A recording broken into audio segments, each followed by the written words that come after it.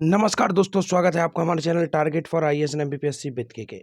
आज का है करंट अफेयर सेकंड पार्ट है। अगर जिन लोगों ने कल की वीडियो को नहीं देखा है तो उनसे मेरी हम्बल रिक्वेस्ट है, उस वीडियो को जरूर देखिएगा, क्योंकि उसके बाद ही आगे के क्रम में आप आगे बढ़ेंगे। यहाँ पर हम टोटल स्पेशल 50 क्वेश्चन को डिस्कस कर रहे हैं, तो लगभग कुछ क्वेश्चन 10 से 12 क्वेश्चन मैं कल की वीडियो में डिस्कस कर चुका हूँ, तो उसको जरूर देखिएगा।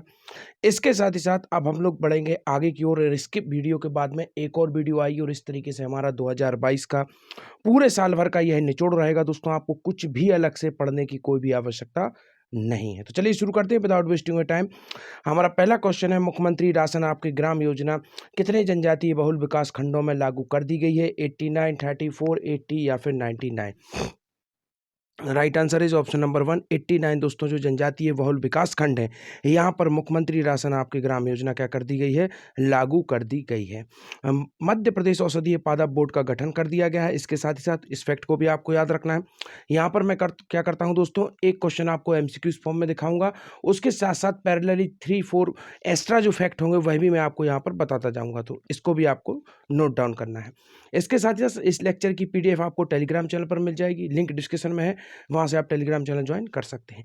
इसके अलावा परसों अर्थात कल के एक दिन और पहले मैंने दोस्तों एक वीडियो अपलोड की थी, काफ़ी महत्वपूर्ण है। उसमें मैंने बताया था आप लोगों को ऐसी कौन सी सरकारी योजना है, ऐसे कौन से इनिशिएटिव हैं जिनमें मध्य प्रदेश टॉप पर रहा था, अर्थात मध्य प्रदेश का प्रथम स्थान रहा था 2022 में।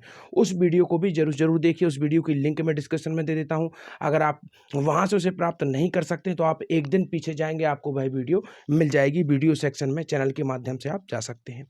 तो मुख्यमंत्री राशन आपकी ग्राम योजना 89 जो जनजातीय बहुल विकास खंड में लागू कर दी गई है, जिससे क्या होगा दोस्तों, 472 जनजातीय युवाओं को राशन वाहन के लिए दोस्तों 10 करोड़ 80 लाख रुपए से अधिक की सहायता दी गई है। इसके अंतर्गत क्या किया जाएगा, जो मोटरसाइकिल प्रोवाइड की जाएंगी, जिस तरीके से आप देखते हैं ऑनलाइन आपका जो प्रोडक्ट्स होते हैं, गुड्स एंड सर्विसेज होती हैं, डिलीवर होती हैं आजकल, उसी तरीके से जनजातीय क्षेत्रों में राशन डिलीवर किया जाएगा आपके डोर स्टेप पर। इसके साथ ही साथ जो तेंदुपत्ता संग्राहक हैं दोस्तों, उनकी दर बढ़ाकर क्या कर दी गई है? 3,000 रुपये मानक बोरा कर दी गई है। सिकल सेल काफ़ी अधिक इंपॉर्टेंट है दोस्तों। स्वयं हमारे महामहिम राज्यपाल द्वारा यह पूरा का पूरा मिशन चलाया जाता है। सिकल सेल एक बीमारी होती है जो अधिकतम जनजातीय क्षेत्रों में पाई जा रही है और इसकी रोकथाम के लिए यह योजना शुरू की गई है। तो जो सिकल सेल मिशन है दोस्तों, यह कितने करोड़ रुपए के बजट का प्रावधान किया गया है? पहली बार इसमें बजट का प्रावधान किया गया है। तो आपको ऑप्शन नंबर 1 है 10 करोड़, 11 करोड़, 55 करोड़ या फिर 20 crore. Right answer is that option number 1, 10 crore के बजट का प्रावधान किया गया है स्वयं महामहिम राज्यपाल द्वारा। सिकल सेल मिशन प्रदेश के सभी 89 जो जनजातीय विकास खंडों में लागू कर दिया गया है। 10 करोड़ के बजट का प्रावधान कर दिया गया है। इसके साथ ही साथ दोस्तों, जनजातीय बहुल जिला है श्योपुर और मंडला में नए मेडिकल कॉलेज की स्वीकृति भी कर दी गई है। आगे बढ़ते हैं। हबीबगंज रेलवे स्टेशन का नाम क्या किया गया है? काफ़ी अधिक इंपॉर्टेंट है। आपको ऑप्शन नंबर 1 राजा भोज, अटल बिहारी वाजपेयी, रानी कमलापति रेलवे स्टेशन या फिर इनमें से कोई नहीं। इसका राइट आंसर है दोस्तों आपको ऑप्शन नंबर 3 रानी कमलापति, काफ़ी अधिक इंपॉर्टेंट है। और इनके नाम पर क्या कर दिया गया है, जो हबीबगंज रेलवे स्टेशन था भोपाल वाला, इसका नाम अब रानी कमलापति रेलवे स्टेशन होगा। और रानी कमलापति के नाम पर भोपाल में एक मेले फेयर की भी शुरुआत की जाएगी, तो इस पॉइंट को भी आपको याद रखना है, काफ़ी अधिक इंपॉर्टेंट है। और जो भोपाल का जो आपका एयरपोर्ट है उसका नाम क्या है? भोज, तो इसको भी आपको याद रखना है। और भोजताल भी कहाँ पर है? भोपाल में ही है। और 2002 में मध्य प्रदेश का पहला क्या था?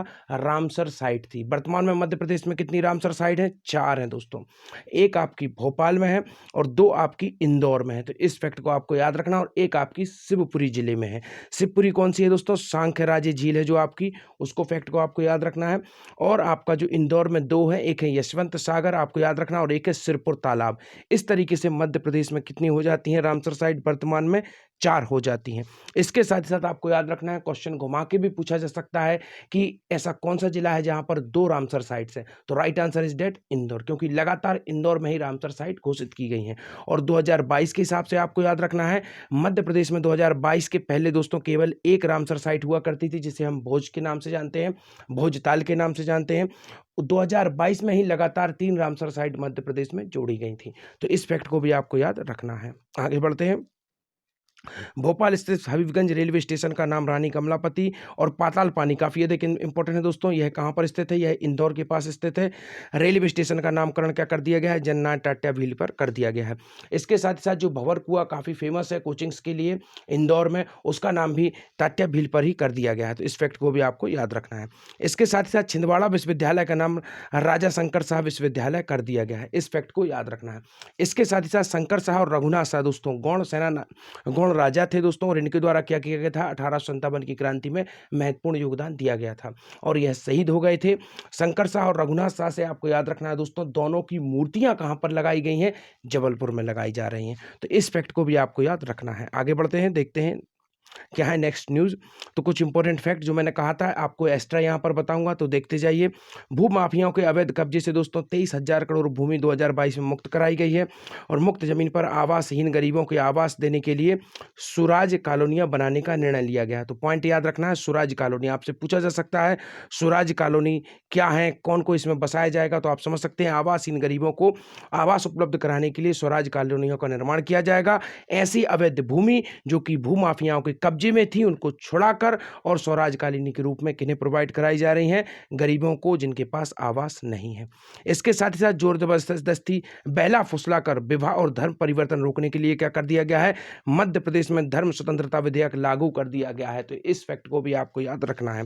मासूम बच्चियों के साथ दुष्कर्म के दोषियों को क्या कर दिया गया है दोस्तों, नियम मृत्यु दंड का प्रावधान कर दिया गया है मध्य प्रदेश में, तो इस फैक्ट को भी आपको याद रखना है। अब आगे बढ़ते हैं, मध्य प्रदेश स्वामित्व योजना को लागू करने वाला कौन सा राज्य बना, काफी अधिक इंपॉर्टेंट है ये स्वामित्व योजना। तो मध्य प्रदेश स्वामित्व योजना को लागू करने वाला प्रथम राज्य बना है। और मध्य प्रदेश ऐसी कौन कौन सी योजना है, कौन कौन से इनिशिएटिव हैं जिनमें प्रथम राज्य बना है, उसकी पूरी की पूरी वीडियो 2022 में बना चुका हूं। आज से 3 दिन पहले आप जाएंगे, अर्थात 2 दिन स्किप करेंगे आप, तीसरे दिन पर जब आप पहुंचेंगे तो आपको यह वीडियो मिल जाएगी। अगर आप टेलीग्राम चैनल को ज्वाइन करते हैं तो जैसे ही आप स्क्रॉल करेंगे आपको आज से तीसरे दिन पहले की वीडियो में वह वीडियो मिल जाएगी, तो उसको जरूर देखिएगा। उसमें हमने पूरी योजनाओं को डिस्कस किया है, कौन कौन सी योजनाओं में मध्य प्रदेश हमारा टॉप पर रहा। महिलाओं के विरुद्ध अपराध के प्रति जीरो टॉलरेंस की बात कही गई है, हर जिले में एक महिला थाने की स्थापना की बात की गई है, काफी अधिक इंपॉर्टेंट है दोस्तों, तो इस फैक्ट को याद रखना है। साथ ही ऊर्जा महिला ऑपरेशन मुस्कान किससे संबंधित है, इस फैक्ट को याद रखना है। एक बार एमपीपीएससी में पूछ लिया गया था और पिछली बार के पटवारी एग्जाम में भी पूछा गया है, ये ऑपरेशन मुस्कान है किससे संबंधित है, तो इस फैक्ट को याद रखिए। काफी पहले से ही है ऑपरेशन मुस्कान चालू है, तो इसको आपको याद रखना है। यह जो लापता हुए बच्चे होते हैं उनकी खोज करने से संबंधित होता है। पंख अभियान और गौरवी सेंटर भी सफल संचालन किया जा रहा है। मध्य प्रदेश स्वामित्व योजना को लागू करने वाला पहला राज्य बना। इस योजना में क्या किया जाएगा, 9,37,000 से अधिक भू अभिलेखों का क्या किया जाएगा, वितरित किया जाएगा। आगे बढ़ते हैं, प्रदेश में 827 वन ग्रामों को राजस्व ग्रामों में परिवर्तित करने का महत्वपूर्ण फैसला लिया गया है। मध्य प्रदेश मत्स्य महासंघ मर्यादित को सर्वश्रेष्ठ महासंघ का राष्ट्रीय पुरस्कार दे दिया गया है, तो इस फैक्ट को भी आपको याद रखना है। शहर और गांव के गौरव दिवस मनाने की परंपरा भी शुरू की गई है 2022 में ही। और जन कल्याण के लिए 45 दिन का मुख्यमंत्री जन सेवा अभियान संचालित किया गया है, जिसमें विभिन्न योजनाओं के पात्रों को क्या किया गया है, 83 लाख नए हितग्राही शामिल किए गए हैं। इसके साथ ही साथ पंचायत चुनाव में वना समरसता का नया रिकॉर्ड, अर्थात 780 से अधिक जनप्रतिनिधि निर्विरोध निर्वाचित हुए हैं, जो कि अभी तक में सबसे अधिक थे। आगे बढ़ते हैं, देखते हैं नेक्स्ट क्वेश्चन। मध्य प्रदेश की नवीनकरणीय ऊर्जा क्षमता कितनी हो गई है, 500 मेगावाट, 300, 100 या फिर इनमें से कोई नहीं। इसका राइट आंसर दोस्तों 500 मेगावाट मध्य प्रदेश की जो नवीनकरणीय ऊर्जा क्षमता है वह हो गई है। नवीनकरणीय ऊर्जा से तात्पर्य है ऐसी ऊर्जा के स्रोत जिन्हें हम बार बार ऊर्जा प्राप्त कर सकते हैं, जो अक्षय ऊर्जा के स्रोत हैं, अर्थात जो कभी भी खत्म नहीं होते हैं।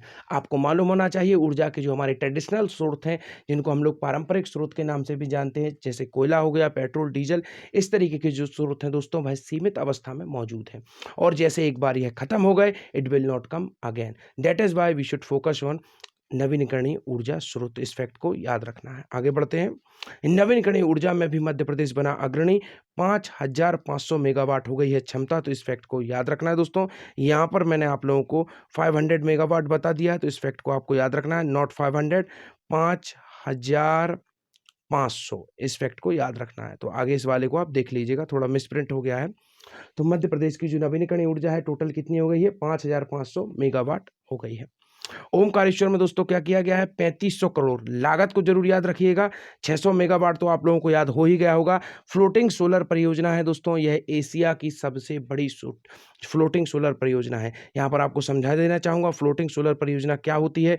यह आपकी जो नर्मदा रिवर है, यहाँ पर क्या किया जाएगा, रिवर के बीचों बीच तैरते हुए सोलर पैनल लगाए जाएंगे। इससे होगा क्या, जो जल वाष्प होता था उसमें भी कमी आएगी, साथ ही साथ जो भूमि की हानि होती थी सोलर पैनल लगाने में, उससे भी बचत होगी और इन सोलर पैनल के माध्यम से विद्युत उत्पादित की जाएगी।